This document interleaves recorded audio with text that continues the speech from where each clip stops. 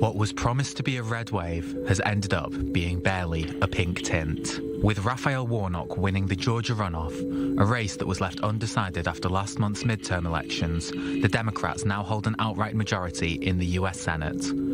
While Warnock's challenger, NFL legend Herschel Walker, joins the list of defeated Trump-backed candidates. Usually seen as a referendum on the sitting president, the midterms were a disappointment for the Republican Party despite President Biden's low approval ratings. Is this the end of Trumpism? Will the Republicans be able to win back voters? What's next for the Republican Party? Okay, so let's get to it. What's next for the Republican Party? As always, we begin with this quick fire round of 30 seconds each, and we dive into the conversation or debate. Take it where you take it right after. So, Christie, please take the lead. Well, I think what's next for the Republican Party is we need to look at the voters across the board throughout the United States of America. They have spoken, but it was almost a dead tie. So I think that their voters are tired of one party or the other. We need to somehow come together and figure out putting candidates forth that have both the interest of both the Independents, Democratic, and the Republicans. Constitution first. And I think that there is going to be some soul searching going on. And I think that it's not just from the Republicans. I think the Democrats need to do some soul searching as well. Interesting that you're pointing out both the choice of candidates and the Constitution. We'll, of course, unpack it in a split second. Shai Franklin, your thoughts? 30 seconds are on. Ideally, the losers learn more than the winners. We'll have to see if the Republicans are able to take the right lessons. They learned some lessons a month ago, which they didn't seem to apply to this runoff election. And now the Democrats have better control of the Senate. The Republicans control the House, which means that the more extreme voices on the Republican side in the House will to some extent be driving the agenda, which Republicans in the Senate will have to respond to or ignore at their peril come primaries in 2 years. David Wiener, your take? Yeah, so, I mean, this loss doesn't really hurt much just because they already had the Senate. So this just makes it that it's 100% for sure that they have it. Basically, I think it's right what Shai said is that we need to learn the lessons. So here, I think the best thing we can learn is Trumpism is over and DeSantism is the next step. Oh, wow. Starting strong, and we'll make the debate even stronger. And from this point onwards, of course, feel free to interact. Please, and let's begin with the simple question, something that David already alluded to. Who's to blame for the Republican midterm failure? I think we can dub it as such at this point in time. Christie. Well, first of all, I don't think it's a failure, and Trumpism probably is not dead. I've been to over 30 states in the last year. DeSantis, know him. I'm from the great state of Florida, and DeSantis takes a lot of his playbook out of what Trump did, and that's America first. Whether you like Trump or not, he was America first candidate, and that means our Constitution first. So we really do need to understand that first. And there was no winners and losers in this, whether it was a red wave, a small little red wave. The voters did speak in America. They want us to come together. They want us to stop pitting against each other. Just like the previous guest said, winners, losers need to learn. This is the kind of rhetoric we need to stop. We need to get back to being able to debate and come together and possibly agree to disagree for policies to help benefit the American people. That's what elections are all about. They're there to serve the people. And I think a lot of the political strategists and the politicians have forgotten that, and we need to get back to that. But David, was Trump endorsement more of a curse than a blessing if we're looking at midterms in retrospect? Is he becoming more of a burden on the party? I don't think he's necessarily a burden. I think, just like Christie said, his policies are really good, right? His policies for America were fantastic. The economy was great when he was there. Everything was fantastic. People's pocketbooks were full. I think the issue is the person himself. He endorsed people that just weren't that great of candidates. I mean, Herschel Walker, I love the guy. He had a great debate, But the reality is he's just not fit for the position. So we can see that across the board. Anytime there was somebody that he endorsed that was just not fit for the position, they lost. And then again, he also had a nice win record. So I don't think that Herschel Walker loss was actually a referendum on Trump necessarily and his policies. It was more about the person, whether it's Trump as a person or whether it's Herschel Walker. What Christie said was totally correct. DeSantis' policies are spot on with what Trump believes. The difference is that DeSantis is a much more refined person, and he doesn't have all the baggage that Trump has. Shai, I could see you smiling at some point. I have a feeling you have something to add. Look, the economy was not performing well under Trump. The economy under Biden has added 10.5 million jobs. The majority of Americans voted 2 years ago for Joe Biden over Donald Trump, the incumbent, who had an advantage as an incumbent. So the majority of Americans actually in these latest midterm elections did vote for Democrats. It was a pretty clear majority. The fact that most of the states... Statistics-wise, the popular vote went to the Republicans, just to correct you. Senate is 51. It's going to be 51 to 49, but the states... Yeah, but you're going... If you go according to the popular vote, the Republicans won hand over fist. Then maybe, just you two talk about it. I'm trying to speak here. The majority of Democratic senators come from states with much larger majorities than most Republican senators do. So the majority of Americans who voted last month voted for Democratic candidates.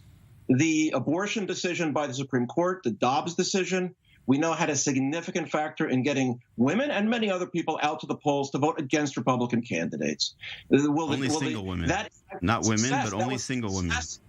Mitch McConnell. That was a success of Mitch McConnell in getting 3 new members of the Supreme Court, enough that they could safely overturn Roe v. Wade. So they did that, and many Republican friends of mine, and maybe Republican friends of yours, have already rued that decision. Yes, David, please. No, I think what he's saying is just statistically, you have to look at the statistics. Facts do matter. So when you look at the Democrats are great because they always want to go away from the electoral vote and go by the popular vote. So let's go by the popular vote. The reality was this time the popular vote was for the Republicans. If you even look in Georgia, if you look at the governor races in Georgia, the governor race was won by 8 points by Republicans.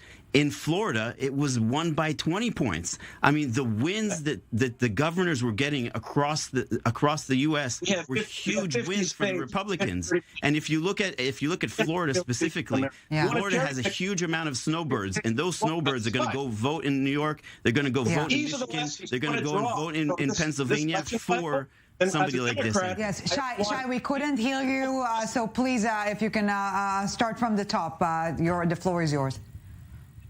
I encourage, look, I'm trying to be analytical, but if Republicans want to draw the lesson that Trump's policies worked, and it's just a matter of having the right person to carry those forward, and you want Ron DeSantis to be the nominee, which would also lead to a civil war within the Republican Party, since at least 30% of Republicans are still going to back Trump no matter what, then, I mean, go ahead. I think it's bad for America to have this kind of war, but Democrats will come out on top again.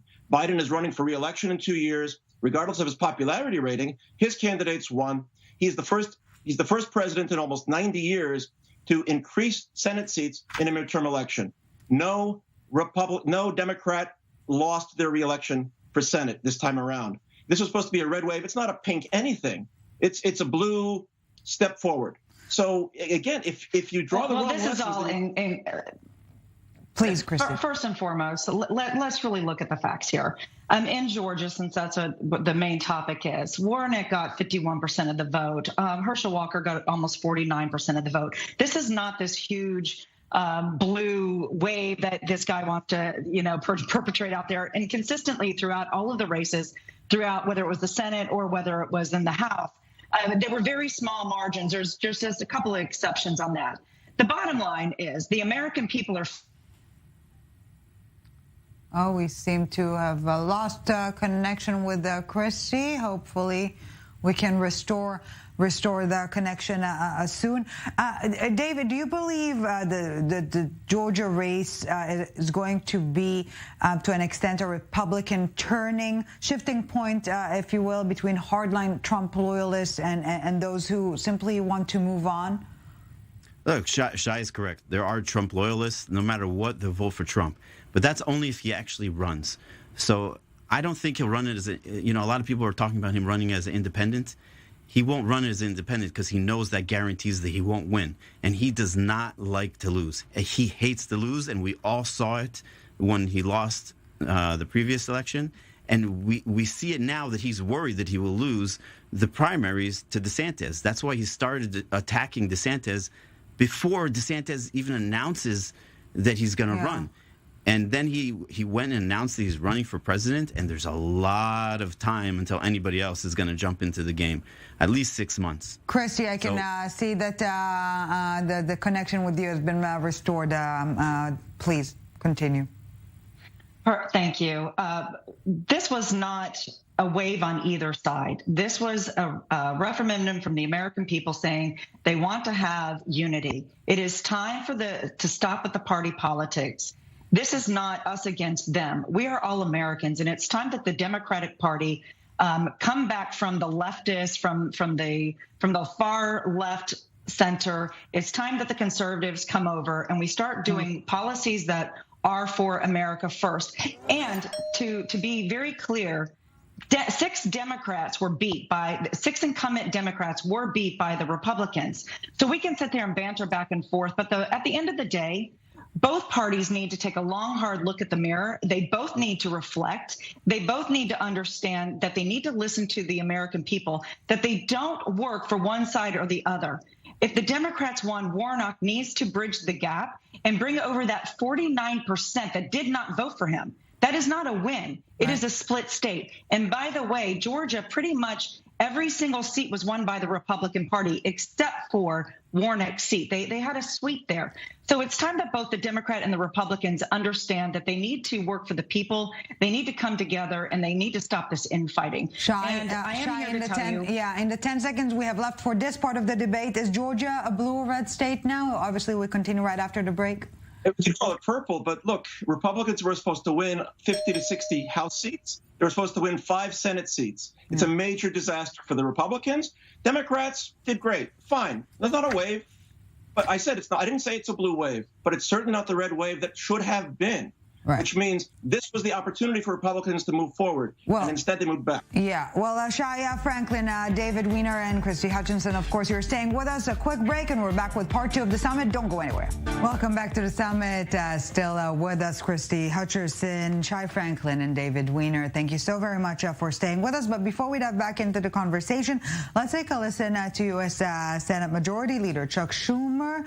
Are Democrats winning just because Republicans are losing? Let's take a listen and pick up the conversation from there. This is what I read Lindsey Graham said this morning. He said, quote, Democrats have done a pretty good job of picking issues that motivate their base and have wider support among the public. We, the Republicans, need to be doing the same thing. I think a lot of people in the Republican Party don't see us doing it emphatically as the Democrats. It's one of the few times I'll quote Lindsey Graham with approval. But he said it. And it wasn't that every Republican went along with us, but most did. Or enough did. Turn left. We are going to keep doing that. Turn left, Republicans. Or at least don't turn hard right. It'd be a more appropriate.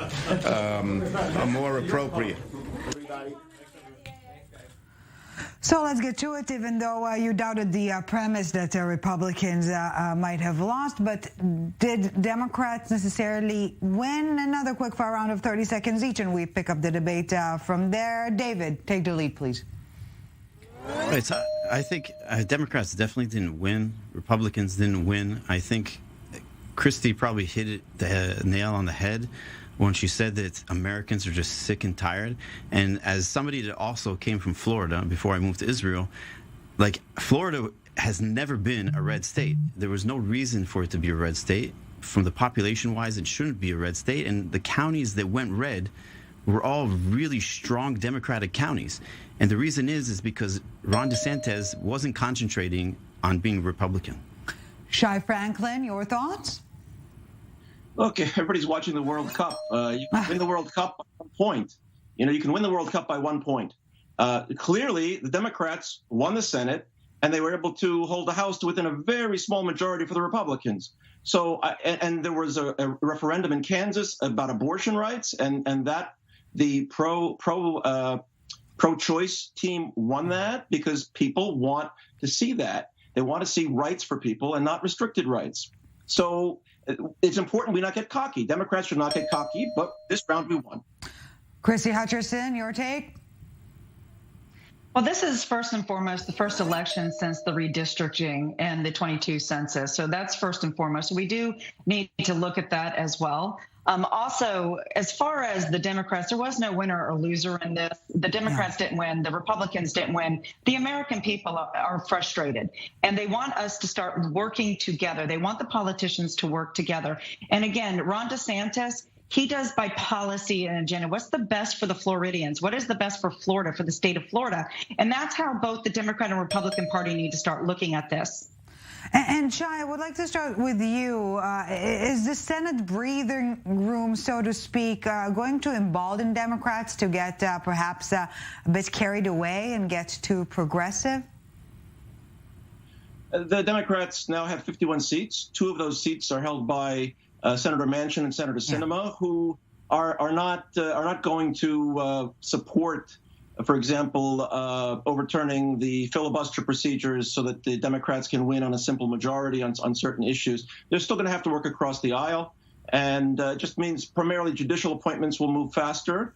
And just as previous Republican presidents were able to lock in a larger percentage of Republican judges, Republican-leaning judges, Republican-inspired judges, Democrats will be able to do that as well. It won't reach the Supreme Court now, but a generation from now, the judges who are appointed in the next year or two will be candidates for the Supreme Court. And that makes a difference long-term. And do you think that this blue momentum will tempt Biden to announce? I think President Biden has shown himself to be what we call a cool customer.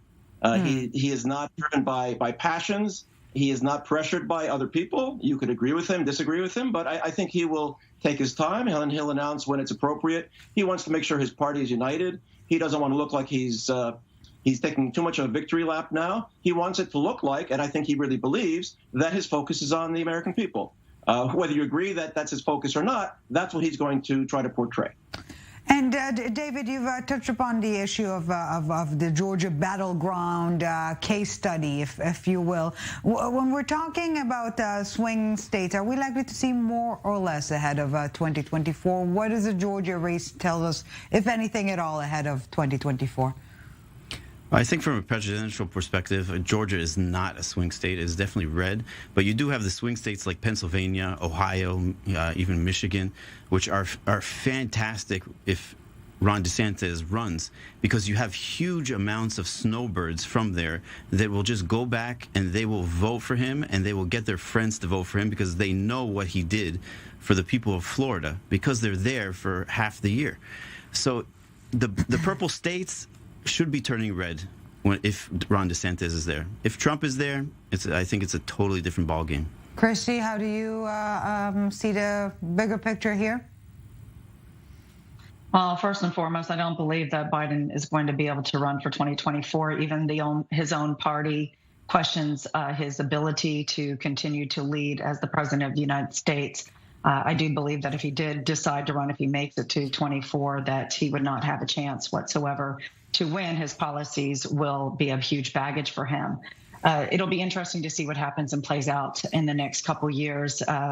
It's a wide open race right now. And again, we have a lot of implications for the Senate. They did only win, by the way, by 1 seat only. So this wasn't this huge victory for the Democratic Party. We have a lot to build on right now. We need to look at our economy, inflation. There's a lot of serious issues right now. The borders, those are going to be huge, impactful decisions that voters will be making in the vote in the ballot box come 24. So it'll be interesting to see what happens in the next 2 years. Yes, but Christie, you did mention the Constitution earlier, and I do want to circle back to Trump. His call to terminate the Constitution earlier this week. Is it catching on? Is it going to be a Republican talking point from now on? Absolutely not. And I don't believe for a minute that Trump actually meant that he wanted to abolish the Constitution at all. Again, we jump to a lot of conclusions. The Constitution is the one of the most perfect documents ever created in a governmental system. And quite frankly, I wish the politicians on both sides of the fence would actually follow the Constitution a little bit more. We have corruption within our DOJ, the FBI. We have collusion with big tech. We have open borders. We have terrorists coming into our nation. We have drug lords. We have people dying of fentanyl. We have we have the highest inflation ever. And we have a lot of issues right now. We have a lot of serious issues. And instead of Biden going down to the border, which he's never been, he says there's more important things on his plate to do. So we need serious people who understand our Constitution, who understand the laws, who are willing to uphold those laws of the land. And if you don't like it, then Congress needs to change them and tweak them. We have right now them looking at making amnesty for dreamers, for illegal people who have come to this nation. That will change the outcome of many elections to come. So as far as I'm concerned, I hope and pray that both sides of the aisle can come together and work on these serious issues that Americans are facing right now. Shai, please, the floor is yours. So Christie mentioned most recently the Dreamers, this act to create a pathway to citizenship for some of the Dreamers. That is a bipartisan bill. Senator Sinema and Republican Senator Tillis are doing this bill now in the Senate as we speak. So what Christie is saying I'm well aware. It doesn't make it right. Her issues that she feels are very important, like keeping out immigrants. That's the America First agenda, which she has referenced, and not to come together on issues that are important to regular Americans. This is it's really not just Democrats and Republicans. It's a choice between identity politics, how do we see ourselves versus the other, and results politics. So you can make up stories about how this is the highest inflation ever. It's not. You can say that Joe Biden has never been to the border. Well, maybe not as president, but he was just in Arizona, where a Democratic senator. That's not the border. That's not the border. I've been to the border. And by the way, I'm an immigrant. I'm from an immigrant family. I've been to the border for 2 years, and I've seen the atrocities taking place. So these policies are hurting Americans. The policies are hurting even the illegals who are trying to come here. So you are incorrect, sir.